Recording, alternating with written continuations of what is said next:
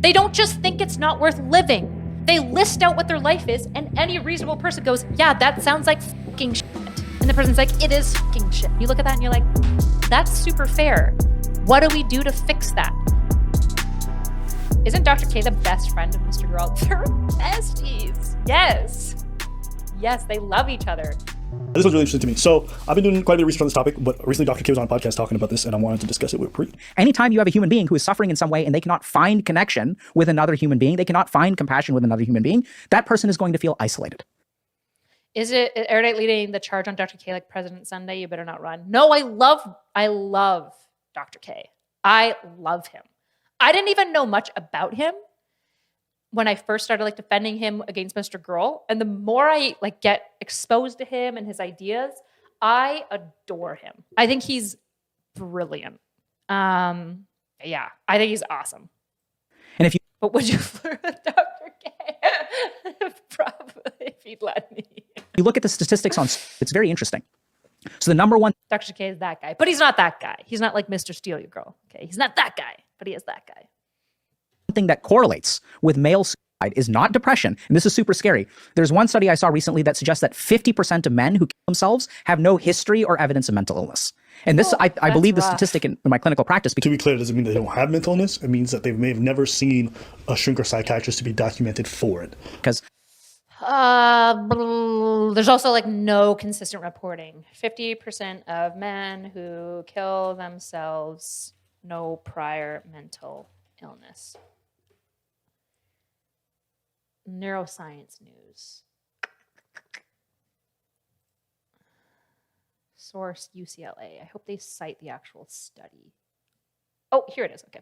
Yep, they do. Introduction, methods, suicides. Among 4 age groups of males were examined using the 3 most recent years from CDC. Decedents with and without no mental health were compared with an age group. The analysis was conducted August 2021. Most male decedents had, I hate that word, had no known mental health conditions. More frequently, those without known mental health conditions died by firearm, and many tested positive for alcohol. Without known mental health conditions, more often had relationship problems, arguments, or crisis as a precipitating circumstance than those with known mental health conditions. Acute stressors is such an interesting. Acute stressors are like one of the biggest predictors of suicide, actually.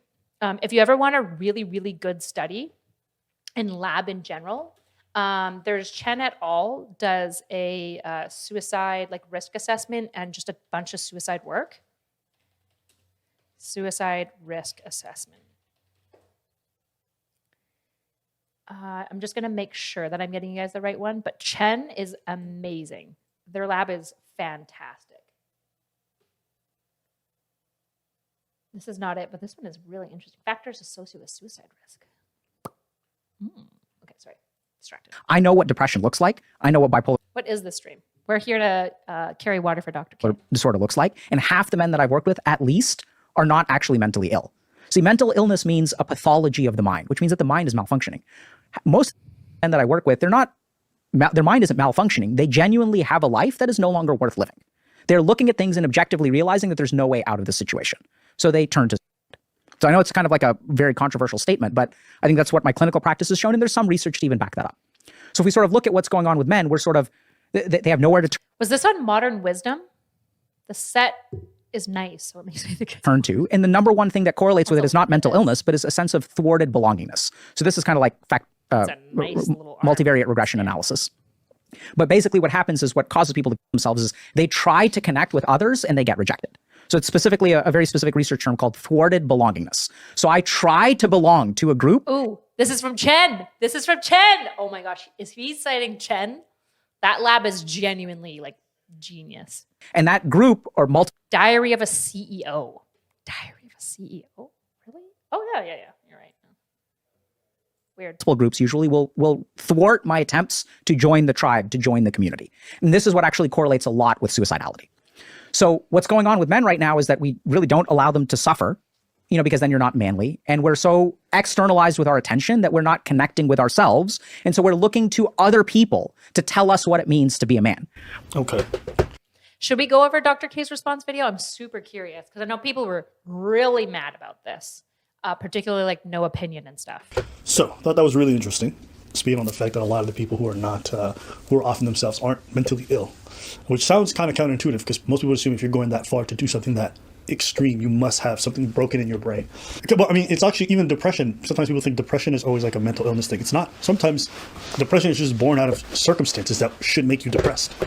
You know, like you lose your job. You don't have a mental illness. You're depressed because your circumstances are depressing. And people can't sometimes separate those two things. Well, the problem is that depressed because your circumstances suck isn't the same thing as like depression episodes. Depression episodes has to be your life kind of sucks, but also the emotional, like depressive episode and like thing that you're experiencing as a result is probably disproportionate to the situation. Being sad because your life fucking sucks isn't depression in and of itself. Although to be clear, a lot of mental health workers and doctors will still diagnose it as such because that way, because specifically with insurance, you need mental health codes a lot of time to get proper and full coverage for stuff. So there's a lot of things that will get diagnosed that probably shouldn't be to try to achieve like functional ends for the client. It happens all the time, particularly with things like ADHD as well. For example, I'm technically diagnosed with ADHD so that I could get my student support stuff that I needed. This was after my brain injury because I was having major issues with attention and concentration and number of stuff. And to be fair, you can develop TBI-induced ADHD. ADHD can be onset later in life by TBIs. But mine is probably not so severe that ADHD is the best fit. But that's the title that I was given by my psychiatrist so that I could get doctor's notes for university, mostly just to extend the amount of time that I get on tests. Just because I get distracted and like have to reread things. And I tend to go really, really slow to make sure that I'm really processing what I'm reading and stuff now after the brain injury. And that way I could also get medication more easily. But the medication that I'm on, we tried, a TBI is a traumatic brain injury, sorry, it's a brain injury. But for example, I went on ADHD meds and it actually led to like some short-term memory issues. So I don't take ADHD meds now, even though my diagnosis is technically ADHD and it's not childhood ADHD, it's not true ADHD because it was induced by a brain injury, if that makes sense. So we do this all the time. This is why when like anyone ever talks about fucking mental health or medicine online, it makes me cringe so hard because nobody understands like the minutia between like functional practice, theoretical practice, clinical research practice, and like the different ways that we engage with all these like rules and nitpicking things. Oh, it's different depending on where you're going. Do you think sketchy misdiagnosing for treatment is messing with studies, data sets to a notable degree? Yes, totally. This is why, especially when you do like Gen Pop, self-identified depression, you're going to get a really big group of people that includes people who are diagnosed with depression who are sad because their life fucking sucks, people who have episodic depression, people who probably have a full other condition that's been inaccurately diagnosed or self-diagnosed, which is why like outpatient facilities tend to offer more. There's a lot of preference for using outpatient settings. So like a treatment center that works with people because it tends to be a little bit more prudent on accurate diagnosis. And that way you're getting, I mean, it's a selection bias because it's not Gen Pop. But then you know that if you're testing for depression, you're probably more accurately testing a construct full of people with depression, not just like, I'm sad because my life sucks. Because a ton of people have their own experience and it turns into a fight of anecdotes and feelings. Thanks, Krieger. You're the best. Krieger, wasn't that podcast so good? I'm so happy for them.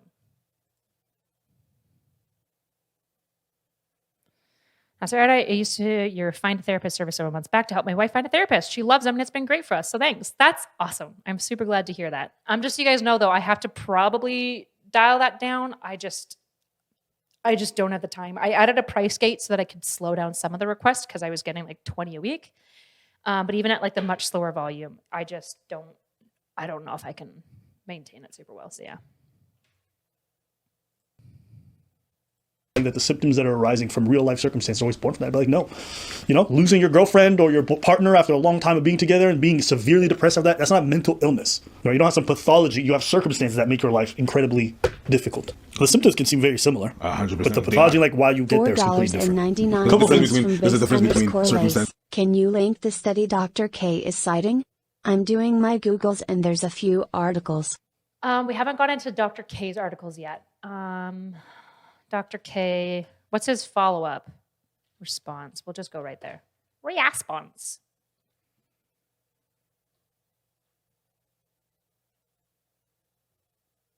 Did Dr. K talk to him about it? What's this? Thank you for the $5. Thanks, Base Lace. Can I segue this Dr. K into something more interesting? What are you going on about? Look, listen, I'm a moron. So why don't you just simplify what the disagreement is right now? Put it into a nice 30 I don't know, I haven't watched his full clip. response yet, but it basically has to do with like, I'm summarizing, I haven't even watched it yet, but it sounds like what he's basically saying is that productively and kill them. Your thing is When does Dr. K come in? go to therapy instead for your craziness, not for your life issues, and that it makes those people feel Is this unheard. just a I think it's like, video that's like of the him Steelman version of the talking argument about that he's presenting. And I think the position that I would come from is, I think that being compassionate and being accepting of people's life stuff is important, but I would say that I feel like you need to lean more in on the other side, where I feel like what people are lacking is resiliency. That the issue that you're running into is if you feel suicidal because 3 years ago, this one, we need to talk about male suicide, the 2-hour response. This is probably it, right? So this is the one that went viral. People were very upsetty spaghetti about it. Blah, blah, blah, blah, blah, blah, blah. Okay, we're done on the ads. Ranting a little bit, so we'll see where it goes. Okay? So a couple of other things just to keep in mind. So sometimes when I talk about things, so today I'm going to be talking a little bit about some of my clinical experiences. A couple of other things to keep in mind. Sometimes when Watching I talk him about clinical respond to experiences, drama is so interesting as like a small little teeny tiny fish. Sorry. Okay. they will include things that are clinically relevant, which is kind of like my way of saying, I guess this is like a trigger warning, because I'm going to be like sharing some of my clinical experiences working with people who are suicidal, working with people who have been traumatized or abused, things like that. As always, and if you guys don't know this, whenever I talk about these things, everything that I talk about is chimerical, which means that like, if I say like, I saw a patient who was XYZ, like I change all that stuff out to protect privacy, but the essence of the story is true. And it's usually like multiple people that this applies this to, okay? So there's a couple of quick disclaimers. So a couple of other simple things. So one is that if you are someone who's struggling with suicide, I strongly urge you to seek mental health help from a professional. And that's the caveats. Blah blah blah blah blah. Boring. Okay, looks like you guys do not have a audio input here. Let me see if I can add one real quick. Can Dr. K add a tech support check? Audio output capture. Skip. For some reason, this video seems pretty quiet over here. Skip. With male suicide is not depression. And this is super scary. There's one study I saw Right, recently. Hannah. Oh, do you want the video? The video is called "We Need to Talk About Male Suicide." It's from like 3 weeks ago. Does that look right to you? That suggests that 50% of men. This is so quiet. What the fuck? But his is so loud. Oh, I hope he sound balances it soon. Men who kill themselves have no history or evidence of mental illness. And this, I believe the statistic in my clinical practice, because I know what depression looks like. I know what bipolar disorder looks like. And half the men that I work with, at least, are not actually mentally ill. See, mental illness means a pathology of the mind, which means that the mind is malfunctioning. Most of the suicidal men that I work with, their mind isn't malfunctioning. They genuinely have a life that is no longer worth living. They're looking at things and objectively realizing that there's no way out of this situation. So they turn to suicide. So I know it's kind of like a very controversial statement, but I think that's what my clinical practice has shown, and there's some research to even back that up. Okay, so I think there's a lot of things here. Okay, so this is what I said. We'll show you the papers in a little bit.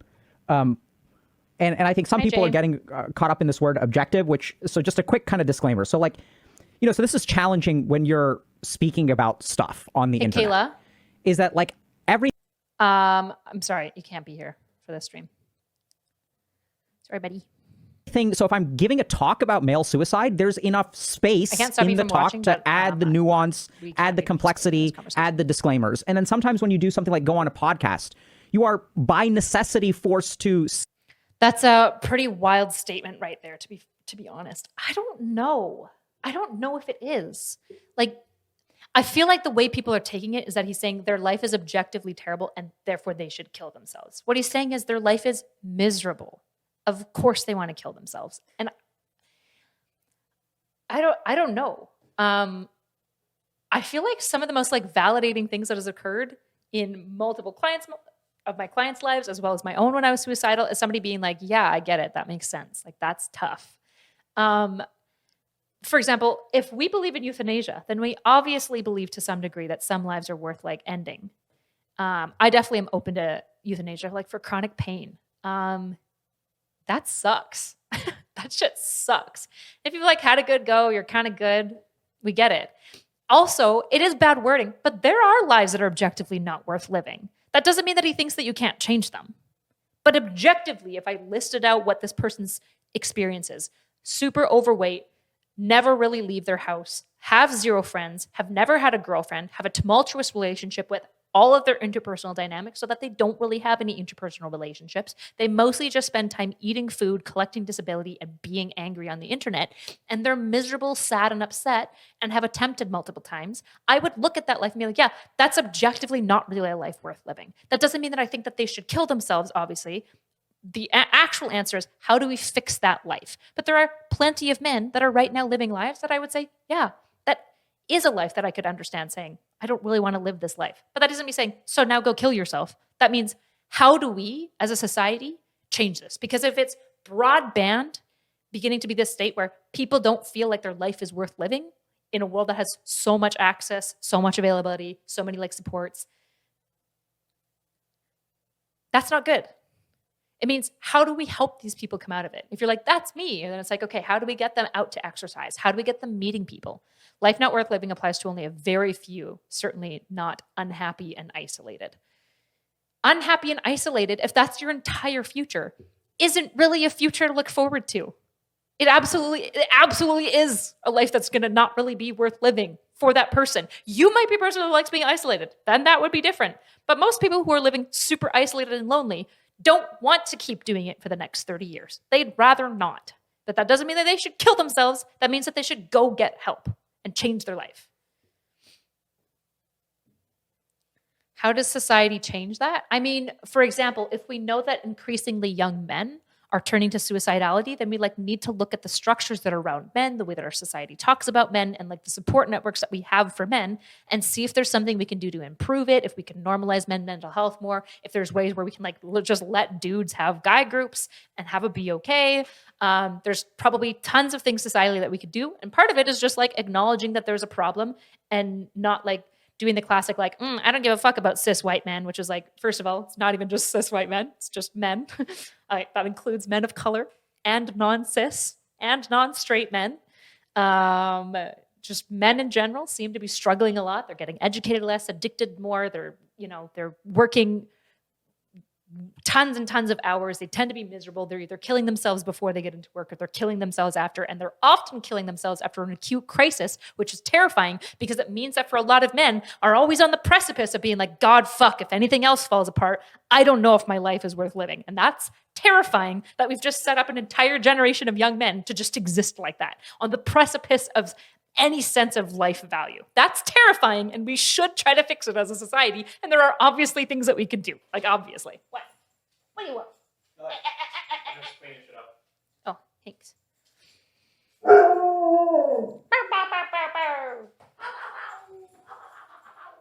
Okay. Sorry.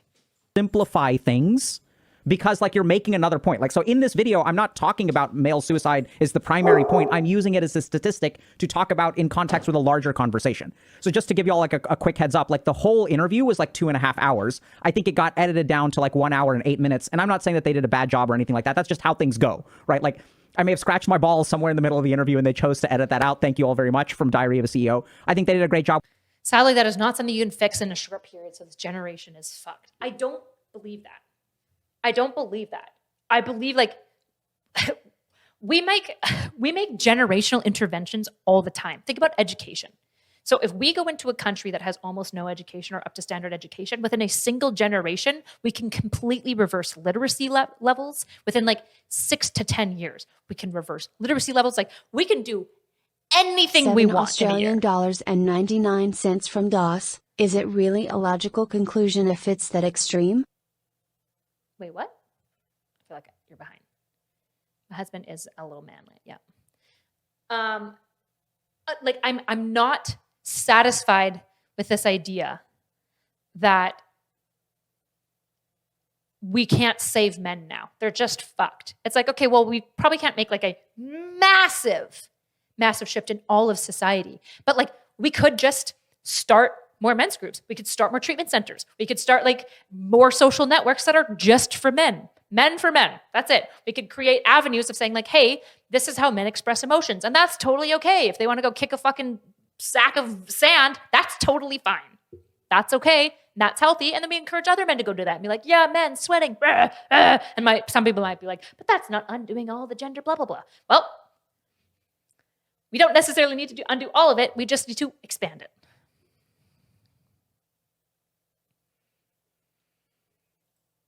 With editing, I'm not saying that I got taken out of context or anything like that.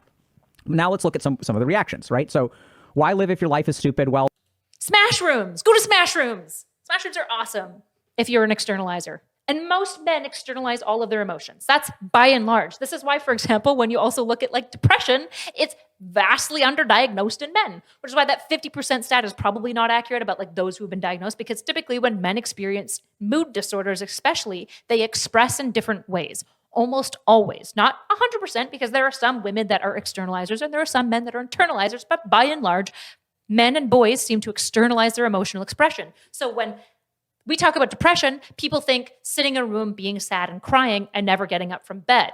Whereas depression in men more so looks like everything that I used to love is empty now. I have no passion or drive for anything in my life, and I feel like a husk. That's way more common in men. It's a form of anhedonia. Anxiety in men.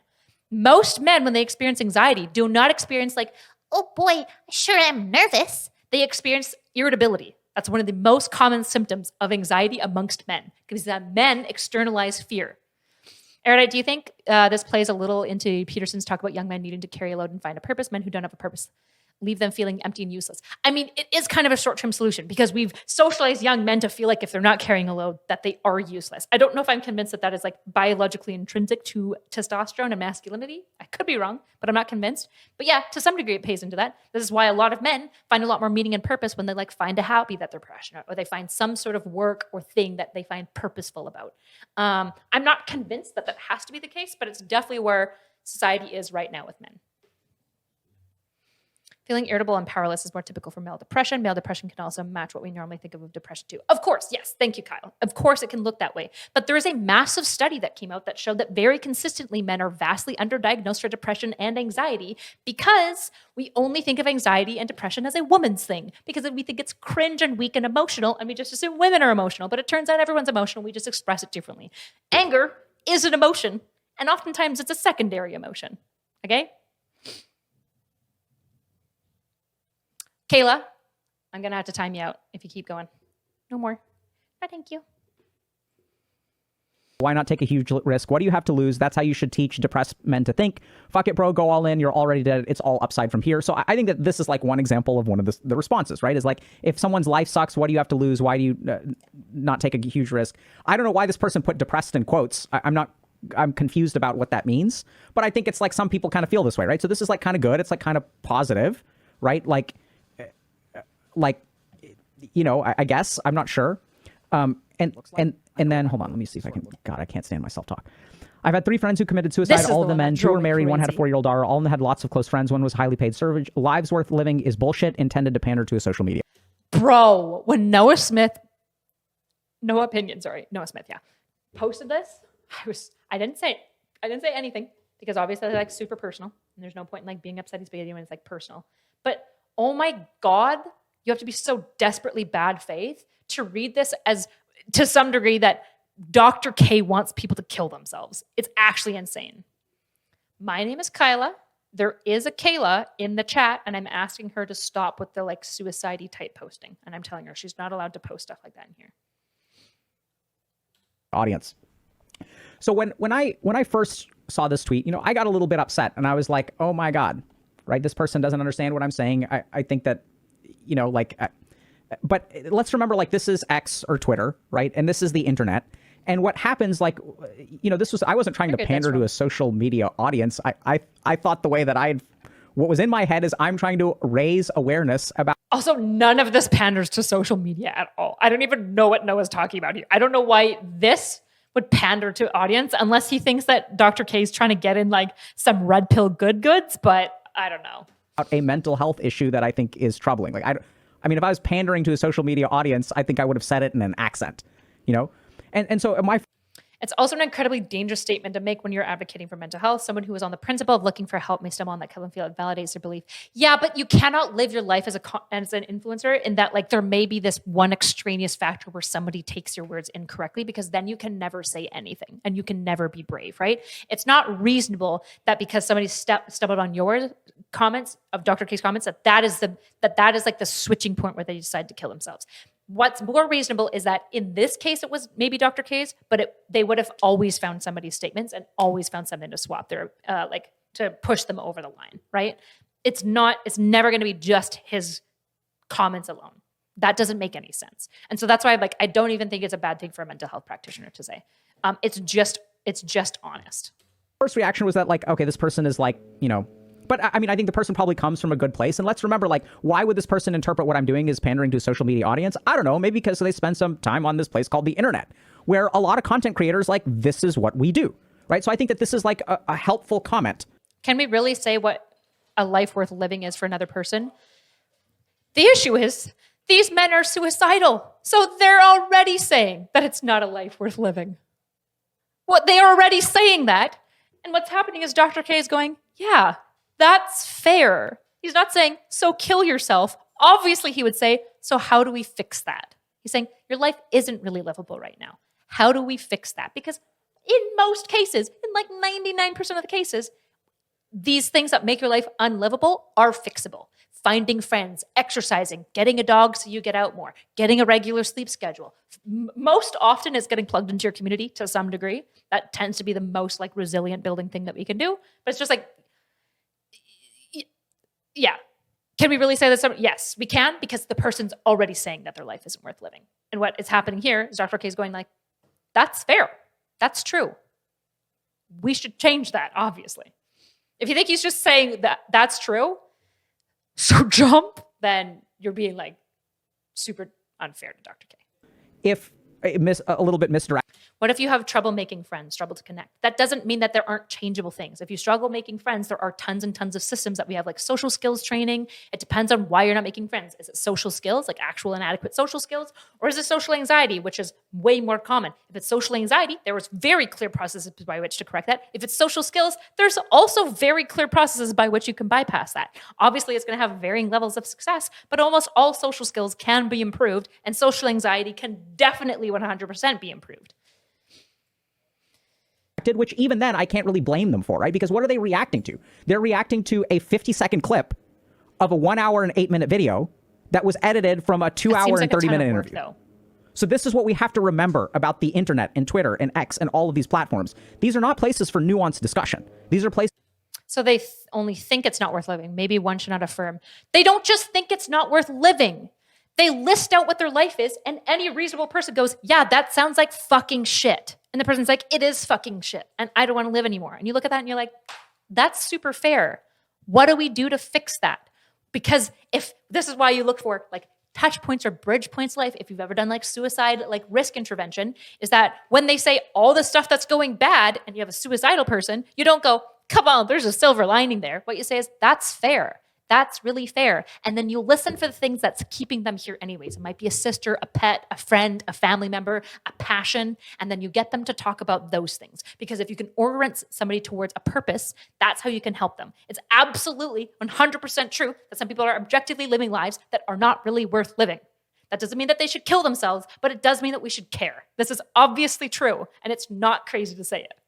It's not at all. But we should help those people, obviously. Is for reactionary content. Okay? So in regards to male suicidal patients, a therapist who believes their minds are not malfunctioning and their lives are not worth living would not be beneficial, as the therapist does not attempt to correct or improve their situation. Now, this is where I say this person, I disagree 100%. Okay, good. So there are a couple of very, All right, take it away, very important Dr. things K. to consider here. I'll be right back. I'm listening. So let's start with this, okay? I want y'all to really think about, or actually, we'll get to this in a second. So then, Asmongold decided to react to this. Even back that up. So the number one thing. So people are mad about this. People are pissed off. And it's like, obviously, he's not saying that they should kill themselves. He's talking about it from their perspective, right? It's like, I haven't seen the context, but like, tell me, am I wrong? That's clearly why. It's like, from their perspective, they think that their life isn't going to get any better. So like, they logically come to this conclusion rather than come to this conclusion through a manifestation of some sort of actual pathology of the mind, like he says. But people don't understand that, and they're getting pissed off at him, right? This is crazy. Why live your life is stupid? Well, why not take a huge risk? What do you have to lose? Well, that's again, what you have to teach people, right? And that's clearly what the point is. Life's not worth living is bullshit intended to pander to social media audience. No, like, bro, I feel like that sometimes, right? Like, I remember. So I'm going to pause here for a second. So I want to just, so if we look at something like this, and their lives are not worth living, would not be beneficial. Okay, so the first problem that I have with this is, just because someone doesn't have a malfunction of the mind doesn't mean that we don't try to help them, right? So like, I don't know how you say, like, just because someone accurately assesses their life. Do you think part of the problem might that be suicide intervention may require pandering / validating in the moment? Like maybe the decision might not be rational, but you have to placate. In my work, I've done a lot of suicide interventions. Like probably in the several hundreds, but I'm not counting them off the top, but a lot. There has been I have only pandered to somebody's emotions in an acute situation where they were like at the edge of this tower about to jump. And I needed to like get them to pause long enough so we could pull them away. That's the only time I feel like where I look back and I'm like, yeah, I was definitely saying something that I don't know if I agree was true to keep them safe. That's the only time, is like in an acute, absolute crisis where I just needed them to listen to me for like a second. Okay? I literally never feel like I have to placate. Usually when people are really suicidal and fucked up and sad, sometimes it's pretty fair. It doesn't mean that suicide's the best option, right? That's like not the healthy stuff. But a lot of time when they're like telling me all the things that suck, I'm like, that does suck. And I don't really feel like I'm placating them. I don't know why we think that in the world of mental health, we just have to tell people how nice life is and how things are going to be better. Sometimes the most helpful form of like communication and connection you can have with a person is another person who says, yeah, that does suck. I'm really sorry. And you just sit with them. Like, I don't know why this seems like outside of people's conception. I really don't know if I've ever placated a person in a suicide risk assessment. I've had a lot more of them be really mad at me because I like set up a safety protocol so that they can't harm themselves. And they're like, I fucking hate you. And I'm like, I know, but I need you to not do this thing. So we're going to be safe. And I know, because especially when you're in a treatment facility, these suicide prevention measures are like decently intrusive, like you don't get any privacy and stuff like that. Is not having a whole lot of value. Why do you assume that that means we don't try to help or correct it or improve their situation? That's absolutely what we do. And this is where I want y'all to really understand this. This is what I think is so important to understand. So here is a person. Okay? Now, let's look at their life. There are some subjective aspects to life. And this is rife with all kinds of problems. Makes me wonder if a lot of those people commenting have never been to those dark places. I suspect that a lot of them have. It's probably more so that they've never had to do intervention themselves, would be my guess. Some of them might just be thinking like, I think a lot of times when we talk about ideas, when you think about like interpersonal stuff, we think more at an idea level, and we have a hard time like putting ourselves like on the ground, grass touching, being like, what's reasonable in an actual like human to human dynamic? So you do like thinking errors. I imagine lots of people on the internet though have experienced some pretty rough times. There's a reason a lot of us find solace and comfort on subjective objective. And let's say not all of us, obviously. There are objective problems with their life. So actually, forget about subjective problems. I'm going to change this a little bit. So let's say they have a malfunctioning mind. So if someone is suffering and says, my life sucks, okay? And you have a malfunction of the mind. So in the case of clinical depression, one of the key things about mood disorders, like a depressive episode, is that while oftentimes depressive episodes are triggered by negative circumstances. The whole point of the pathology is that this person objectively has lots to live for. So I'm thinking about, so I worked on a particular psychiatric unit called Blake 11 at Massachusetts General Hospital. I was an intern there, and I would have patients who came in and they were married. They had kids who loved them. They had careers. They would go skiing in the wintertime. They even had dogs. So someone comes in and says, I'm suicidal. My family would be better off without me. My kids, like, I know they say they love me, but like they don't realize how shit of a dad they've got. This is what I would call a malfunction of the mind. So many people are going to be still so upset about this. This is a situation where you look at it objectively and you say like, not the dogs. And even then, like you could say, argue what is objective, what is subjective. And it's subjectively based on our emotions, which are tied to reality and community. To have someone completely disconnected from everyone around them with their value assessment is delusional. this is where when I say objective, like basically what I'm referring to is we can look at research on rich married people get depression. That's the difference. Well, poor people can also get depression. It's when your mood does not reflect the actual episodes going on in your life. So a depression episode, for example, might be like, well, I feel really sad. And maybe it's because I like had a change of work 8 months ago. And it's like, it's probably not that, but there's probably something you can point to. And then there's MDD, which is cyclical forms of depression, where this person is like, I'm depressed and suicidal. And you're like, is there something going on in your life? And the answer is no, everything's fine. That is very clinical and decently hard to treat. And that's a whole other different ballgame than depressive episodes and depression. And to be clear, probably with AI and like human brain organoids and stuff, our entire conception of the spectrum of depression is probably going to change a lot. It's already starting to really shift the autism spectrum disorder like landscape. So you should all be expecting that in the next like 20 years, you're going to see probably depression get broken out into a couple of extra conditions. You're probably going to see ASD get spread out into these special different conditions because of how difficult it is to do research on the brain. And human brain organoids, very based, very cool, allow us to do like 3D developmental understanding of the brain. And if you want to know what human brain organoids are, look, I'm really passionate about them, but it's better for another day. And we can take like 1,000 human beings and we can say, okay, what is the quality of life of these people? And then like we can say these people have a good quality of life, these people have a bad quality of life. We have like research on quality of life, okay? We can say this person has a malfunctioning mind. Now let's take the case of someone else. Let's say that I am 36 years old. I am a virgin. I have no job. I live at home. I've never had a romantic relationship.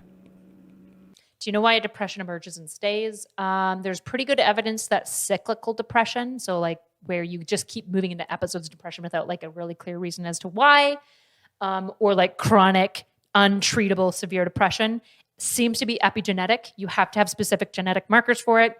There seems to be like 4 episodes of sad times to go on to trigger it. But again, anything about mental health is honestly probably on the precipice of like major changes and updates. And I have no way to even theorize specifically where they'll go. I have no idea. It's definitely outside of my wheelhouse. I have nothing to look forward to in the sense of like, I'm not going on vacation. I'm not striving for. Do you think part of the problem is almost none of the people commenting on it have actually gone through any suicide prevention training? Probably. There is like a massive amount of like mental health misinfo that was connected to this where people like, you can't tell suicidal people that their life sucks. It's like, what? Sometimes that's the most valuable thing you can tell them because sometimes they feel like crazy people and alone. Like there's nothing more important than me just go like, yeah, I see that. That's really fair. That sucks. And then they go like, thank you. Yes. Right. And you'll go, so jump, buddy. And then you go, how do I connect this person back to life? Because they're still here. So they obviously want to be here. So how do we keep reeling them in? Okay. Promotion. So when I say like no future, I don't mean like in an abstract philosophical sense. I mean like literally if you sit down. I don't get why we can't admit that his phrasing was horrible and probably made to gathering views. Emotions are real, but we decide what we value subjectively. Also, by your assessment, a monk living in hermitage is not living a valuable life because he is disconnected. You don't need to value what other people value. Okay, you are online too much, Matt. So his phrasing was totally fine. It was completely fine. And people being up in their feelings about it is cringe. because all you had to do was look at his entire track record of career and be like, yeah, when he says that, he probably doesn't mean that they should also kill themselves, because that's what people seem to be attaching to it, is that by him saying objectively their life sucks and like isn't worth living, that he's agreeing that objectively they should kill themselves. I don't know why people are attaching these two things with his fucking track record of work. Also, all this stuff isn't just pure. And to be honest, I really like Dr. K. I believe you. I genuinely think that this wording was fine. And I don't think it was for gathering views. I don't think that.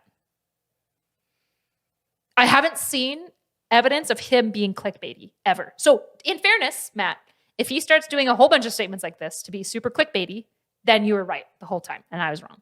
But I've never seen evidence of him doing super clickbaity stuff. You talk to this person, you ask them, what are you looking forward to over the next year? And they have nothing. They can't think of a single thing that they're looking forward to. Okay? Now, we have to be super careful here. Because if we say the reason that this person is suicidal is because of these things, which are, I would call them objective aspects of their life, we'll get a little bit into the nuance, versus the objective aspects of this person's life are, okay, this person's life suck. Where is the root of the problem here? Now, this gets complicated, and like I said, we'll get into this because this leads to cognitive biases and emotional changes and all that kind of stuff. We have to be super careful, because if we assume that this person's problem is all in their head and they have a malfunction of their mind and actually they're wrong, we know your life better than you do. You have a lot to live for. You're just too fucking stupid to understand it. You just need to dig deeper and try harder. These people try way... God, he's being so fucking based right now. Yes. Why the fuck would you assume that this person is just malfunctioned and their brain is dumb? What do you mean? You have no kids, you're 36, you have nothing to live for. And somebody might be like, well, a monk. Well, that's really fucking different, obviously, than when we're talking about the average individual who has no friends, no people, and no anything. It's insane. It's insane that everyone is like, there's no way somebody could look at their life and hate it and not think it's worth living. They have to be deranged. And it's like, that's not true. And it's incredibly dismissive, actually. And it's why a lot of people, when they're feeling suicidal, probably don't tell anyone, because then everyone thinks they're fucking crazy. When sometimes feeling like you want to opt out makes sense. It's just not the good strat long term, obviously. Okay, sorry. Harder than most of us will ever try.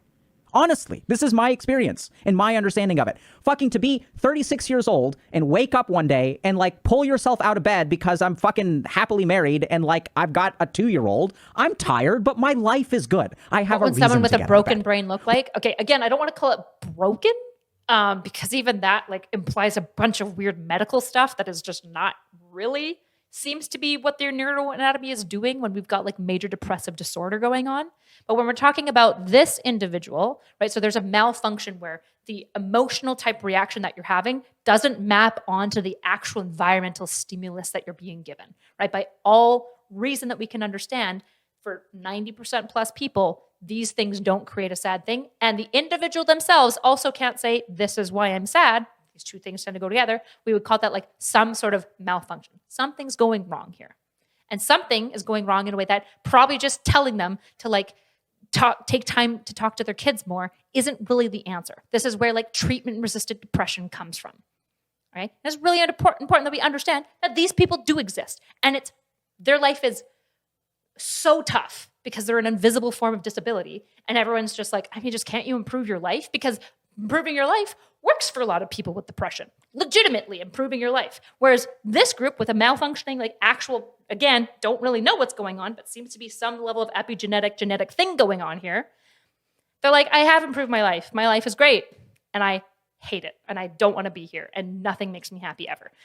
We have to treat these people separately. We have to talk about them differently because they're not the same. And it's super infantilizing to treat the group who has a really shitty quality life and they say, my life is shitty quality and it makes me want to live it. And us go, you're probably wrong about that. It's like, what? It's crazy. I agree it's probably validating. Maybe it can be used inside therapy, but it's simply a non-true statement. Saying, I believe that you feel that your life is not worth living because people in your situation often feel the same is fine, but your life is not objectively not worth living. I don't even know what you're dithering on about now. Are you just saying that there's hope? What do you mean, but your life is not objectively not worth living? Is there a moral thing here? Because again, if we assume that their life will continue for the next 30 years with miserable health, no interpersonal connections, never feeling they have a purpose, never experiencing joy, never getting to experience a lot of positive things, again, imagine their life stays the same. Is that really the life that we look at, including that person, and go, yeah, that's a life worth living?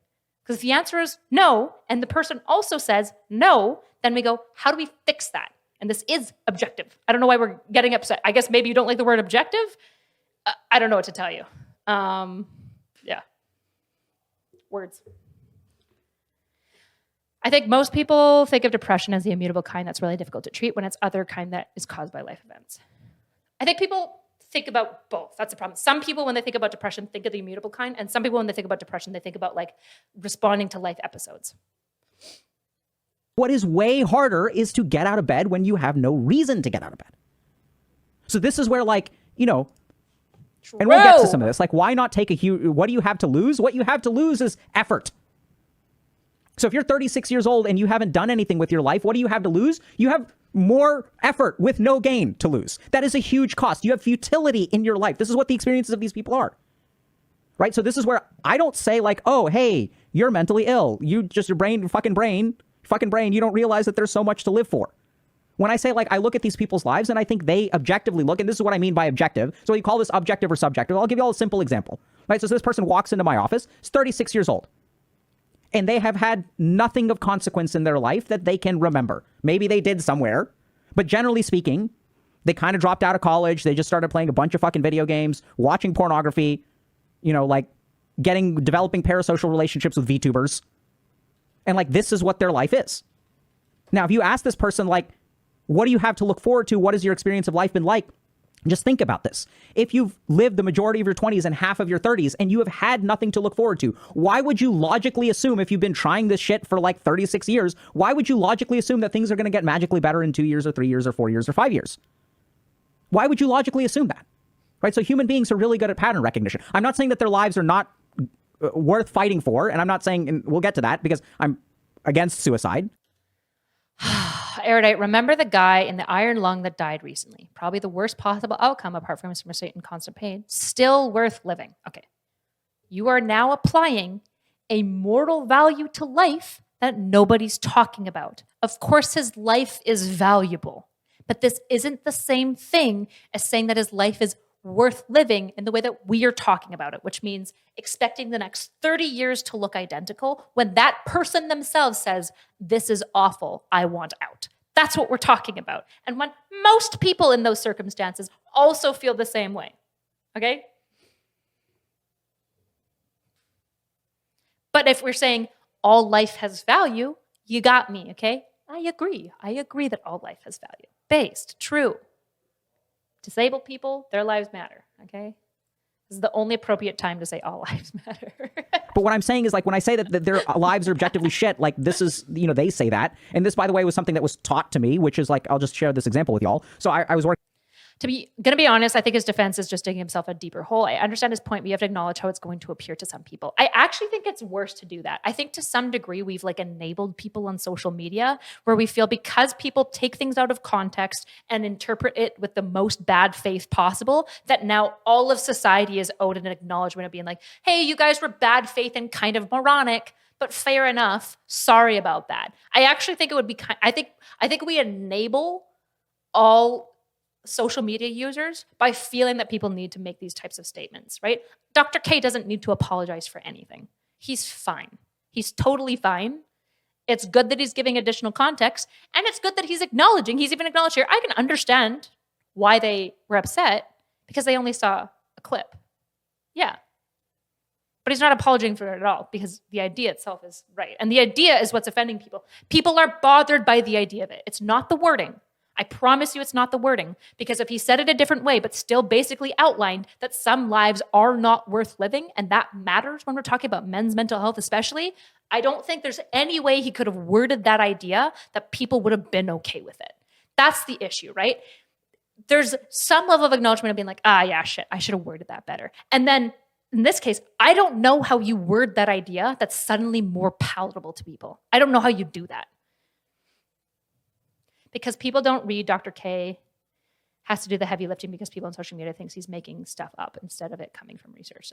Also that. Hi, Brittany. Hi. I heard yesterday that we were burning the bridge and having a big fight. Not that we actually are, obviously. I just got like a DM from like 4 people being like, are you and Brittany fighting? And I was like, I don't think so. I think she like disagrees with a take of mine. I love you too. I think in this world, they cannot imagine 2 people very like strongly disagreeing. And like, I think you're my secret wife. Don't tell your husband. Just like on that clickbait. I mean, that's his grind. Don't tell my husband. Oh, yeah, we're good. Okay. I assumed we were good. I didn't think there was an issue, obviously, but you know, sometimes the internet, I mean, in fairness, the internet told me the other day that Nick broke up with me and I live with Steven now. So that's good to know as well. It's good to find that out from the internet. Working at Massachusetts General Hospital, and I was working in the emergency room. There's a brilliant nurse practitioner there. And then she would like see patients and she would come to me and then, you know, we'd like talk about it. I'd say like, okay, what's going on with this person? But you don't have to hate everyone that doesn't agree with you. Hold on. This is the internet. You must hate everyone who disagrees with you. Does Nick know that I've moved out? I don't know. Hey, Nick. He's not listening. Hey, Erudite, I'm back. It was wild watching somebody that doesn't have an eye for set design at all talk about set design. Wait, are you talking about me? Oh, no. Or Steve. And then she'd say, like, there's 6 diagnoses in the chart. Conduct disorder, polysubstance use. And if you guys know mental health and you're a mental health professional, you know exactly what I'm talking about. Polysubstance use disorder. Dr. K was based. Conduct disorder, okay. PTSD, bipolar disorder. Hi, Craftina. Me. Maybe major depressive disorder. Forget the fact that those are mutually exclusive in ADHD. Those are the 6 diagnoses. But she says, well, I ask her, what's the problem with this kid? She says he has SLS. What is SLS? Shit life syndrome. This is a kid that grew up in a traumatic household, was through like the group home and orphanage system, abuse, substance use, no good role models, no prospects, got into trouble at school, got put into this IEP. These kids they just never had a chance in life. You can slap as many diagnoses as you want on top of them, which is usually what ends up happening. And then they get medicated to all hell. But the problem is that they just never, like, you know, there's so many community, social, lack of role models, lack of love, lack of support, lack of modeling, lack of emotional mirroring, all this kind of stuff. Wait, based? So this is why I never watched Dr. K, because the whole time I'm just going to be like, yeah, that's true. Yeah, that's true. Yeah, that's true. I don't know anything about Ayurveda. Sounds kind of weird. Yeah, that's true. That would First be these are all my takes. We have to be super careful, because if we assume that this is a malfunction of the mind, then what we try to do is fix the malfunction of the mind, and we ignore all of this stuff. This, I think, is potentially one of the biggest mistakes that we're making. Okay? Yes! So let's take a look at a couple other comments. God! Okay. Every man has a life worth living. Doom porn deserves scorn and rebuke. So this, I think, is also where we have to like take a step back and we have to decide a couple of things. Okay? Ooh, transition. So someone says, every man has a life worth living. Now, so one of the things that we try very hard as therapists is to do something called empathize. What does that mean? That means that when someone walks into your office and goes, he's pissed. I think we're seeing angry Dr. K. I think we're actually seeing it. Good. He's about to cook. He is mad. He's big mad. And he should be. He should be mad. The way that people took his statement is gross and a massive dismissal of what so many people are going through when it comes to like why they're wanting to end their life. It's God, insane. SLS, yeah. Or my childhood fucked up, I'm fucked up syndrome, as I call it. Much less laconic, though. Say, this is my life. We do our best to meet them where they're at. We do our best to understand as therapists, and maybe this is wrong, but this is, I think, is fair, that this person has lived their life every single day. And I have not lived their life every single day. And that the experiences of my life don't necessarily translate over to them. So if someone says every person's life has value, I agree. But the reason that I agree is because of my life. Because I see that my life has value.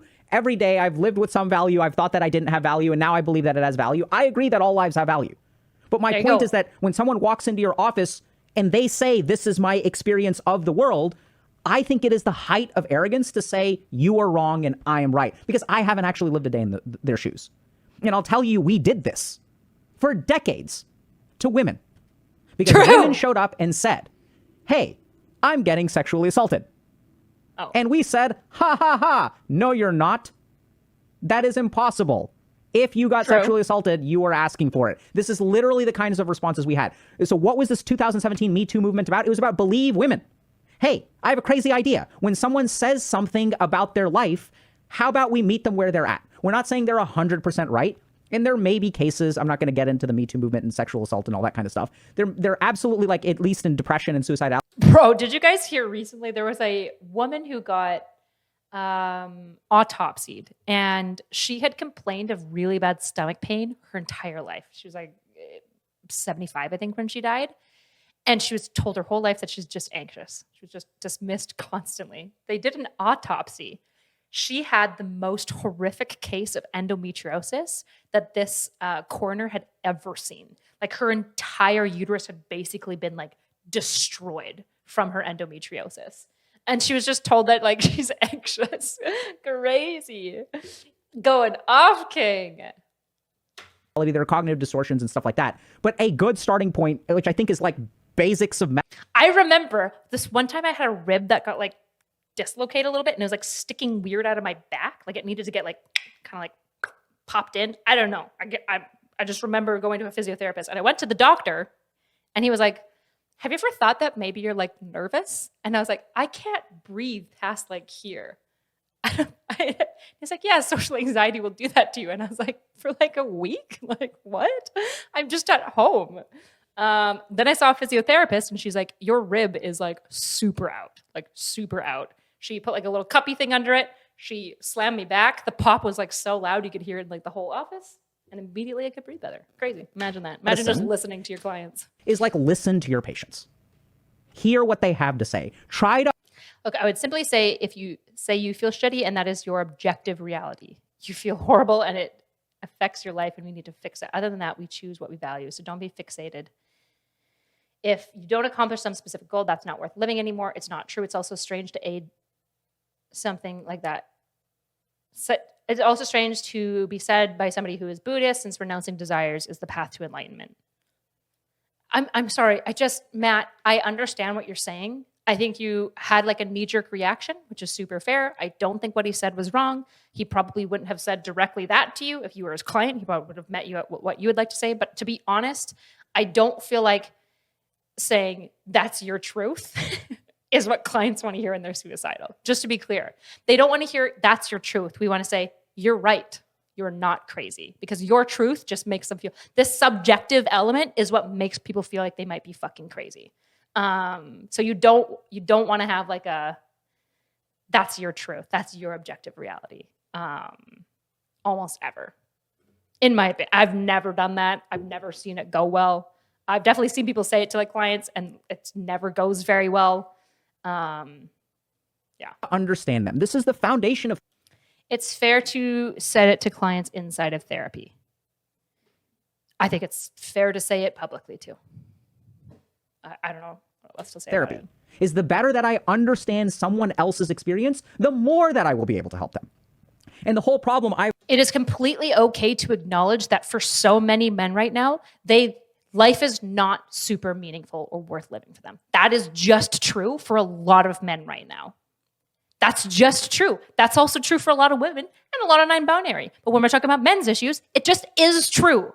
It just needs to be acknowledged that things kind of fucking suck when you're a dude right now. It sucks. It's hard. It's really fucking hard, and it's not clear the pathway out, because the two options you feel like you're being given on social media is like the super kind of like liberal soy like actor energy, which a lot of guys don't find appealing, or an actual misogynistic piece of garbage human filth. And men don't really get an option in between. They don't see those models in social media. A lot of them don't have fucking dads, and if they do have dads, their dads aren't modeling a healthy thing either. And so there's a lot of young men and older men that are just lost. They just are. Their life is miserable by every conceivable metric, unless they chose to be a monk, and then they're good, I guess.